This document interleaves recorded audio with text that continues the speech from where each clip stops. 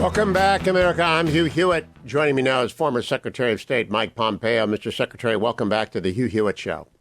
Good morning, Hugh. It's great to be with you again today. We talked last on August 20th as the fiasco in Kabul was beginning to come into public view. 10 days later, after the catastrophe at the airport and after the catastrophe of the evacuation, what is your summary of what we have seen since July of 2021?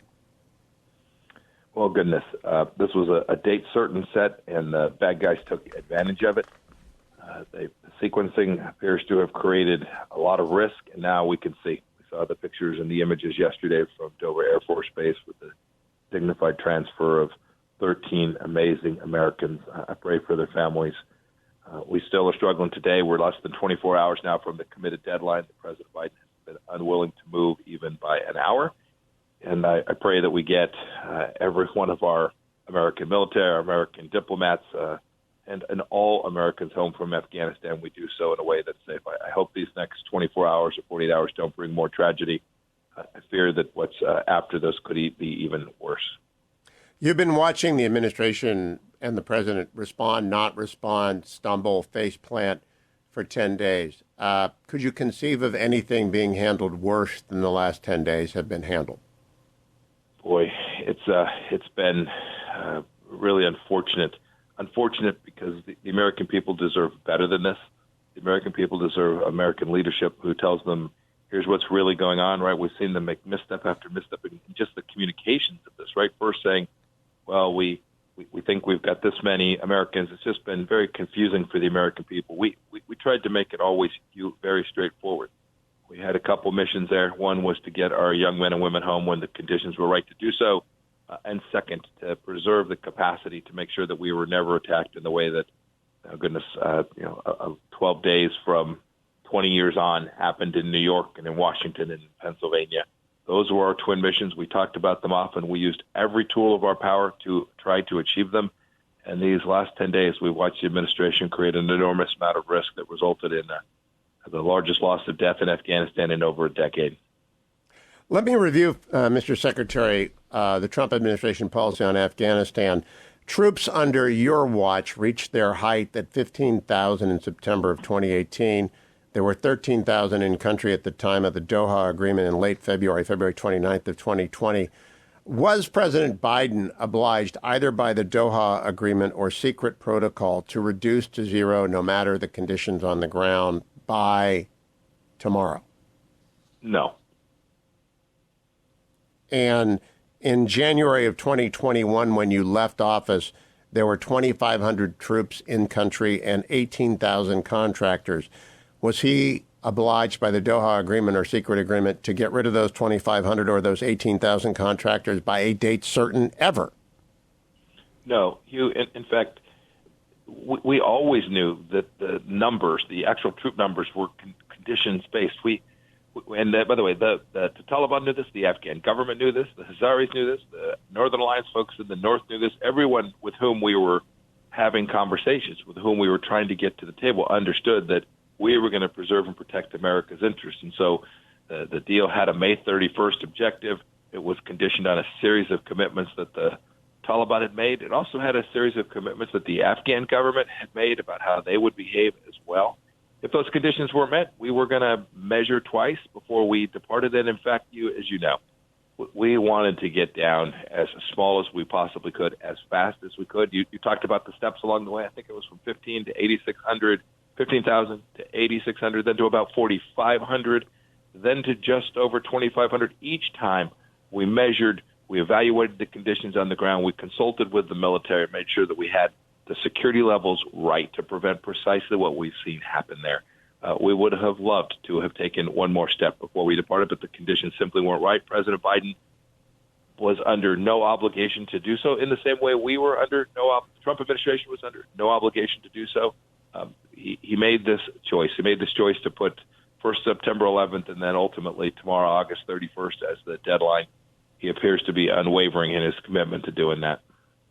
In March of 2021, the president announced, President Biden, that it might be November before he completed the withdrawal. On April 14th, he announced it would be withdrawn by September 11th. Bagram was vacated on July the 2nd. On July the 8th, President Biden changed the departure date to August of 31st. Did that have any inevitability about it? Was there anything obliging him to leave and to change the date and to act the way that he did? Oh goodness, no. No, there was no obligation. The obligation was to the American people and to securing America. No, there was no contractual commitment enforceable in any way. There was some suggestion that they were bound up to this, or even the suggestion somehow that the reason the Taliban didn't attack is because we'd cut this deal and they were going to honor the deal. The truth is, we saw the Taliban break the deal during our time as well, Hugh. And when they did, we used American military might and American power to create the deterrence conditions, to create the space for us to continue to evaluate how to get drawn down as quickly as we could. This administration chose a different path. They put a date certain out there, not conditions-based. I guess I can't tell for sure, but 9/11 sounds like a date that has political and about optics rather than military and American national security at its foundation. There was no obligation to do that. I don't know where that date came from. He's referred to this May date that was in the agreement, but of course he didn't get out by May because he wasn't required to get out by May. And in fact, the loss of American life didn't happen in May. It didn't happen in June. It happened as they were conducting a withdrawal that hadn't adequately prepared for how to sequence to get the American people out, our equipment out, and to make sure that we had security all the while executing that mission. On Sunday, National Security Advisor Sullivan appeared on the Sunday shows and discussed the timeline. Let's play cut 7. The whole goal here was to get U.S. military forces out of Afghanistan by September 11th. Whose idea was it to use 9/11 as the deadline? When the decision was taken by the president to draw down our forces in Afghanistan, and he took that decision back in April, we had an impending May 1st deadline, at which point the Trump administration had negotiated the removal of all American forces from the country. The president asked his commanders, how much time do you need to be able to get out of Afghanistan in a way that you feel will protect the forces and allow you to execute a drawdown that also protects our allies as they were coming out? And they gave him a timetable of 120 days, of 4 months. And that is what has guided his decision-making about coming out of Afghanistan from the start, has been the tactical advice of his commanders on the ground, and that is how we will ultimately bring this mission to a close. So they didn't explicitly say 9/11, they said 4 months, and you guys all looked at the calendar and realized 9/11 was there and said, okay, let's try to do it by then? What we said was that the mission would end before the 20th anniversary of September 11th. That is what the administration laid out, and it was based on a 120-day timetable as briefed to the president by the commanders, who felt that that was the appropriate timetable to try to execute the drawdown and the completion of the U.S. military mission in Afghanistan. Part of why I asked this, and I know you don't oversee everything, you're in charge of national security, but this summer, there was the July 4th deadline in the hope of declaring independence from the pandemic. There's this 9/11 deadline where now the Taliban essentially is going to be back in control of Afghanistan on the 20th anniversary. Has there been any conversation about perhaps not using dates on a calendar to set White House policy anymore? Ed, I got to tell you, right now, what we are thinking about all day and all night, including every single hour of last night, is how do we protect our forces at the Kabul airport against imminent threats from ISIS-K, and how do we get those remaining American citizens and others out of the country? That's what I'm focused on. That's what we're trying to accomplish here, and we are going to keep our focus on that until we get the job done. What is your response, Secretary Pompeo, to that exchange with Jake Sullivan? Well, I can't tell you precisely whether that's what the military told this administration. I suppose it's possible. I can tell you that for 4 years, we didn't talk about dates certain. The military didn't say, this is a date we can do X. We talked about conditions. We talked about what we will have to deliver. And so we were aiming to support the diplomats. The State Department was aiming to support the military in its effort to achieve the conditions that would permit us to take the various steps that we did, that I've talked about, the sequence to drawdown that we were engaged in. So when I hear them say that they were setting dates on a calendar, we know how risky this is. Bad guys see the dates, the bad guys act accordingly, the bad guys push and shove, and they recognize that once you've committed to this, once you have publicly stated that on this day and on this day certain we're going to leave, you can be pushed, you can be cajoled, and you can impose real costs on the United States, and their ability to respond will be near zero because their focus has to be on hitting that targeted date, rather than on hitting the conditions that will permit the execution of the mission that delivers on behalf of America. I must say, for 4 years, first as CIA director and then as Secretary of State, I listened to the military as we thought about how to accomplish the twin missions of getting home and protecting the homeland from an attack from Afghanistan. I never once saw a date certain put in front of the President of the United States by the military or the intelligence community. Mr. Secretary, you do remind people you began the administration as director of the Central Intelligence Agency.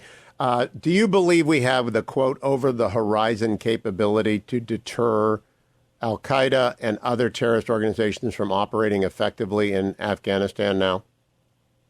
There's a couple things worth thinking about as we consider how we manage our counterterrorism posture, not only in Afghanistan, but around the world. I know today we're very focused on Afghanistan, but we shouldn't forget a couple of basic facts. First, al-Qaeda operations. The senior leadership of al-Qaeda today is not in Afghanistan. It is not in Pakistan. It's in Tehran. It is in Iran. It is being protected by the world's largest state sponsor of terror. So the al-Qaeda threat, its global operations capability, is headquartered in Tehran, Iran. We shouldn't forget that. We took an important mission. The CIA took a strike on one of those very senior leaders in Iran now just over, a year ago. We took him out. I hope this administration is focused on continuing to degrade al-Qaeda's capability. That will require work all around the world. Al-Shabaab in Africa, AQAP in Yemen, certainly continued work in Afghanistan.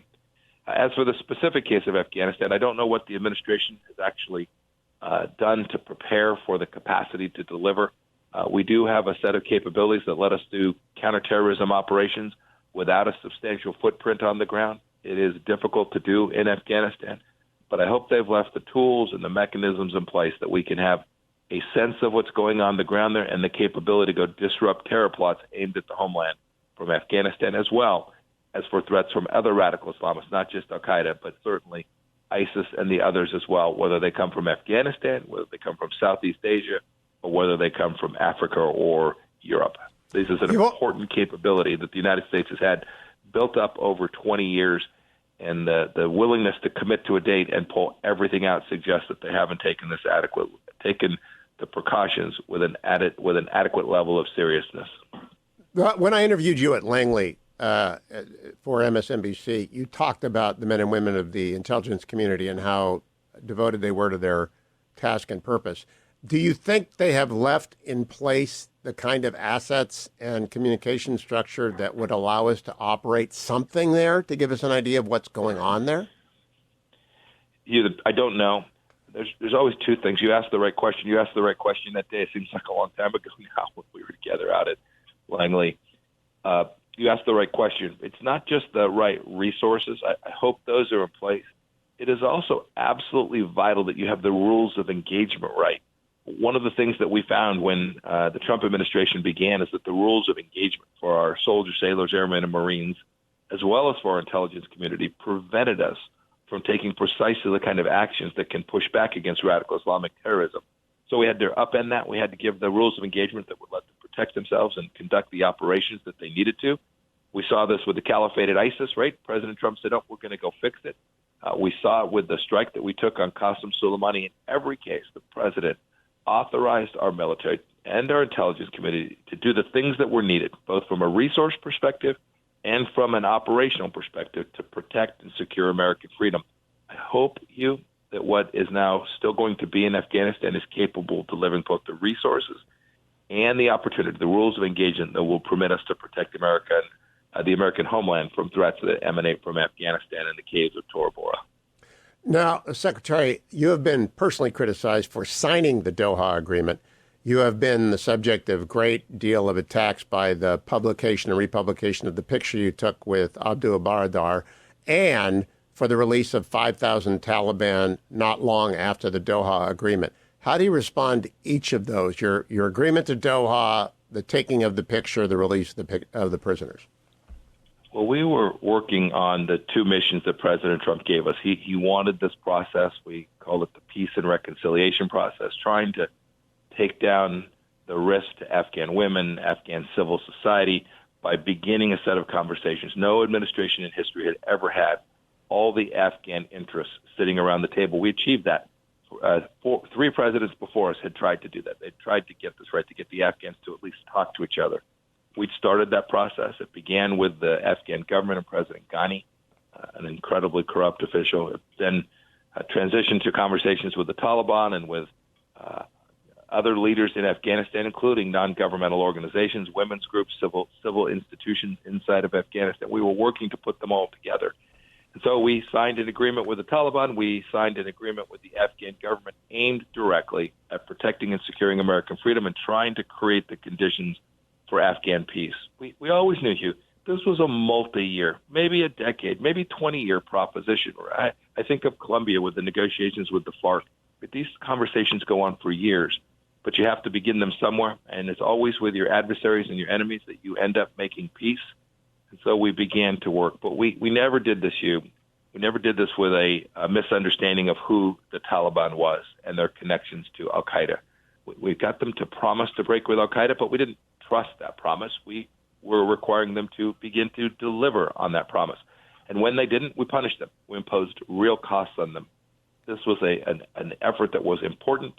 I'm glad we began down this path. I hope it will ultimately deliver some results that will make life better for the Afghan people. But the conversations about how to execute on this mission will always focus on protecting America. We did that. For the last 14 months of our administration, we didn't have a senior American official attacked by the Taliban. This is something that was not because of a piece of paper. It was because of American power and President Trump's deterrence model that we had established. You said senior American. I think you meant a single American attack. A single, yes. No, we didn't have a single attack on America by the Taliban from February of 2020 till the end of our administration. So on Thursday of last week, former President Trump joined me on the air. He told me of a conversation he had with Mullah Baradar. Were you on that conversation, on that call, Mr. Secretary? Yes, sir, I was. Who else was on that call? You know, I don't recall. It wouldn't surprise me if Ambassador O'Brien was on the call, but I don't know for sure. I know that I was part of the call along with the president where he wanted – I'd been talking with Mullah Baradar, and he wanted to speak to him as well to emphasize and reemphasize what I had told the Taliban about the costs we would impose on them if they didn't comport with the American demands. President Trump's description of that was colorful. Do you recall the conversation including a threat to Baradar? Yes, I remember it well. It was a very direct conversation. The president was unambiguous about the way we would respond if they came after a single American. There was probably some colorful language, not ripe for FCC scrutiny. But suffice it to say, I don't think there was any doubt in the senior Taliban leadership's mind that the United States would respond in a way that would impose disproportionate costs on them if they attacked an American. Was the leader of the Taliban at the end of that conversation afraid of America using either MOABs or even weapons of greater impact than that? I am confident that he was very concerned we would use every American tool to protect our interests. Now, again, I want to go back to the release of the 5,000 Taliban in the aftermath of Doha. That's been widely criticized. It's not the same as what happened at Bagram in the aftermath of the collapse that we're going through. Who were those 5,000? Why were they released? So the composition of the 5,000 was a mixed bag. These were, of course, Afghan prisoners, as you'll recall, Hugh, as a result of lots of conversations around the history of Afghanistan. The Americans didn't detain and hold prisoners there. These were Afghan prisoners. They were part of the conversation. The decision to release them was the Afghan government decision. We watched it. There were certain number of folks that we made clear were unacceptable. So we drew lines about who could be released and who couldn't. I'm confident that there were bad guys amongst those who were released, but it was part of the process to deliver on what would ultimately, we prayed, be less fighting, a reduced civil war, better lives for the Afghan people. The people who have been released subsequent to that and in the collapse of our effort there, are they significantly worse than those 5,000? Do they include the worst of the worst? You know, Hugh, I don't know exactly who all's gotten out. We were very careful. We had a big list where we black marked said, nope, this person's not going to get out. You can't let this person out. The Afghan government honored that. They didn't release anyone that we had asked them to continue to detain. I'm sure that there were even worse actors that have gotten out as a result of the fact that now it's Katie bar the door and the Taliban is in complete control of the country. Not only will those actors be worse, but the capacity to monitor them and respond to the actions that they take is now greatly diminished as well. President Biden, has repeatedly stated that al-Qaeda is finished in Afghanistan. Is that your belief, Secretary Pompeo? No, it's not finished, although I must say, from where we were in September of 2001 or even in September of 2011, 10 years ago, we are in a much better place in Afghanistan. When we left office, there were fewer than 200 al-Qaeda operatives inside of Afghanistan, some across the border in Pakistan as well. So there is substantial progress that has been made with respect to al-Qaeda. That is absolutely true. But they're not finished. The Taliban are deeply connected to them. The Siraj Haqqani, who we've been trying to catch for an awfully long time, is a senior member of the Taliban team. There's a bunch of folks who are complicit in work that are on the other side in the Pakistani border as well. So no, the risk from al-Qaeda remains, but we do have to keep in mind, not just from Afghanistan. This is a global organization headquartered in Iran. We have no allies in the region, as far as I can tell. That was not the case in 2001 when we began the invasion. It is the case, and Vladimir Putin has said we are not welcome in Tajikistan and elsewhere. Do you have any hope that Team Biden will establish the relationship with any of the neighboring countries that will allow us to operate in an overwatch from other than the Reagan, which has been deployed from the Pacific to off the coast of Pakistan, which has left the South China Sea naked? That's an important question.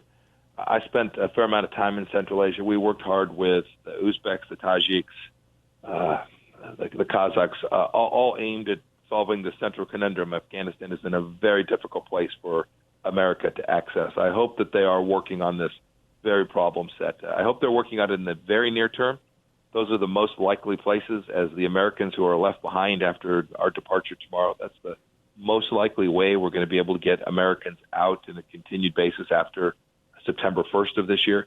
I hope they're working with those countries to permit civil flights and, if need be, military flights into and out of their country to deliver both Americans back home, Hugh, as well as to continue to perform the intelligence collection and then the operations necessary to protect us from Afghanistan. Those Central Asian countries are in a difficult place. They will continue to need American support. I hope we will use that support in a way that delivers on the interests that matter most to the American people. Before I get to reestablishing deterrence with Taiwan and Ukraine over China and Russia, respectively, I want to talk to you about the evacuation. Senator Hagerty, who was Ambassador Hagerty under your watch at State, said very sharply last week that the evacuation plan is the responsibility of the ambassador. It is clear we did not have an evacuation plan. We have a lot of excuses as to why Americans had to be rounded up, why many have been left behind, why the SIVs were not issued. Who is responsible for the utter failure of the State Department in Afghanistan to prepare our allies to get out and even Americans to get out? Well, goodness, in the first instance, the responsibility always falls to the singular figure that America puts in charge. That's the commander-in-chief. So this all begins with President Biden setting that hard stop date. I am confident that the administration actors began to respond to that in a way that reflected how do you make the best out of the fact that we now have, I guess Jake Sullivan said, 120 days to execute this plan. Hard stop, no options. In the end, the responsibility for all things that have happened here falls to President Biden. The tactical and operational level work for the evacuation is, in fact, always led by the State Department. I can't tell you what planning may or may not have been done, and we can see that the execution just simply didn't deliver in those 120 days the outcome that the situation demanded, every American having the capacity to get home. Should Secretary of State Blinken resign? I just think there's a lot of time to have those conversations. We've still got Americans on our way here. We are 24 hours out from what will likely be the last American military aircraft flying into Hamid Karzai Airport. I think there's a long way. In the end, I always think that the right person to hold accountable is the President of the United States. That's the person that the people of the United States elected, and it is, in fact, his responsibility to make sure that his team executes in a way that delivers on behalf of the American people. Marine Corps Lieutenant Colonel Scheller has issued a Facebook video that's gone viral. He's been relieved of his command. What is your advice to your friends? And you know everyone. You know General McKenzie. You know General Milley. You know them all. What is your recommendation to those individuals about his future? I don't know the details. I must say, I think our military leaders all along on every space ought to spend more time focused on warfighting and less time speaking publicly about these things. I know everybody still has some element of their First Amendment freedoms, even inside the military, but they're greatly reduced.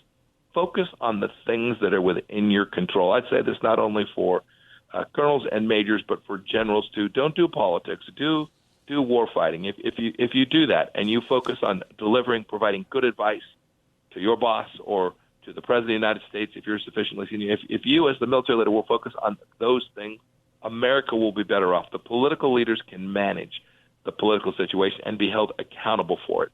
Our military leaders need to focus on the singular activity of delivering American power where it is most needed and at the point of attack.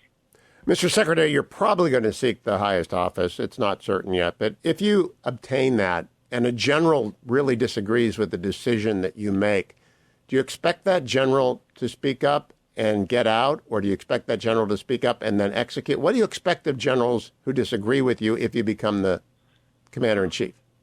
No, the military works for the commander-in-chief. We have civil authority. I would expect every general to tell me no BS, what they really believe, why they believe it, demonstrate why their point is right. The president's responsibility is to listen to that and then make the difficult political decisions that our presidents are often asked to make.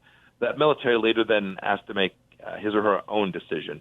If the answer is the president is giving you a lawfully executable order, your mission is very clear. It is to go execute that mission to the utmost of your capability and direct that your team do that as well.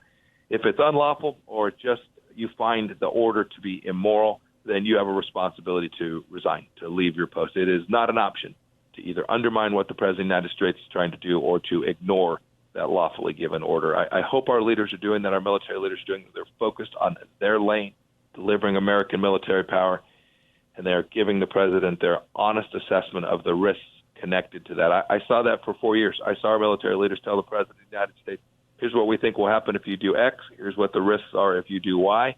Here's the opportunity if we do Z. I watched them do that, and I saw the president evaluate their input, take it on board, and then make the tough decisions that only the commander-in-chief can actually take.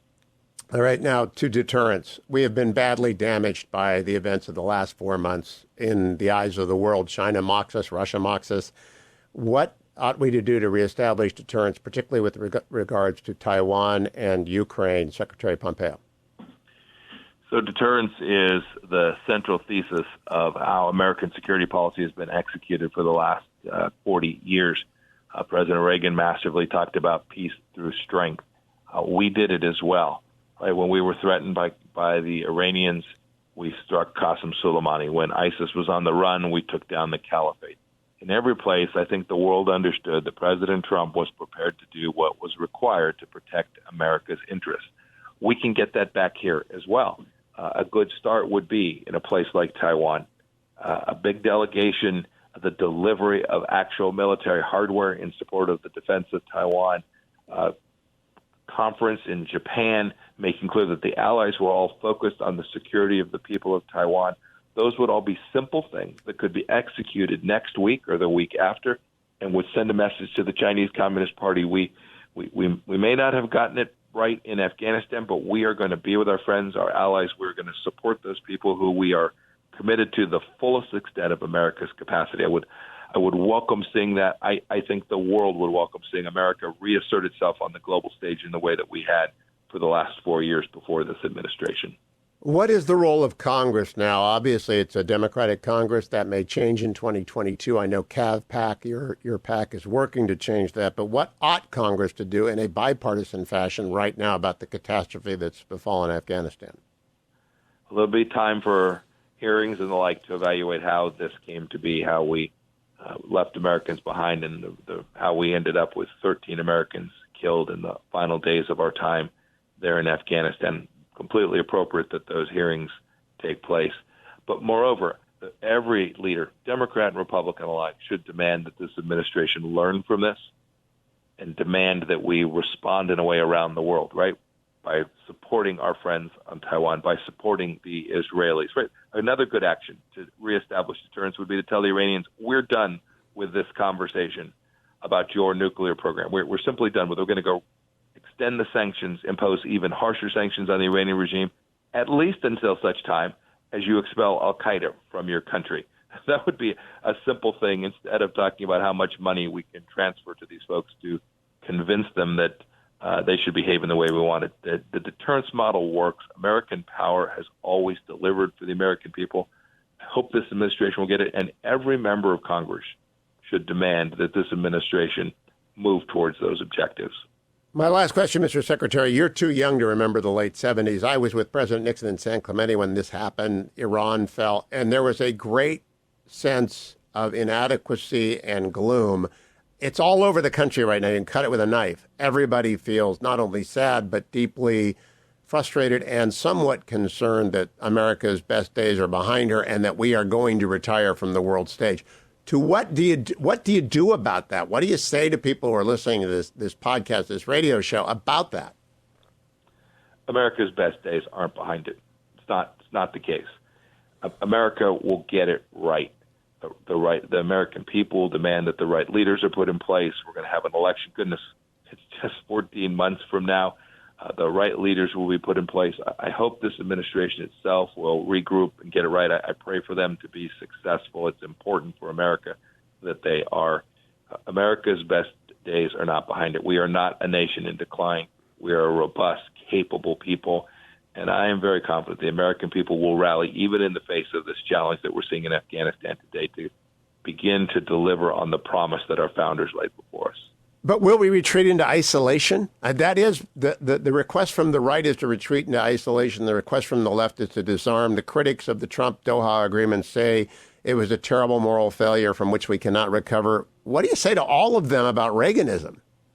I haven't seen the demand from the American people for isolationism. I'm going to be in New Hampshire tomorrow.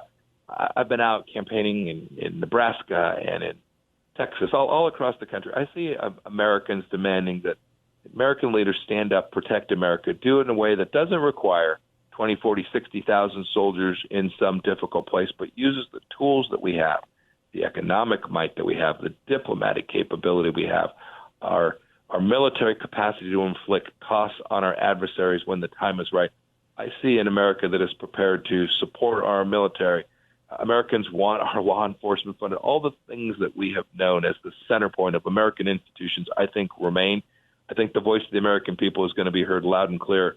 And while we're going to have some difficult days here in Afghanistan in front of us, I am very confident that America will do what it has always done in difficult times, but it will rally, and we will deliver America that is respected in the world and the world's leader for the next 245 years as well.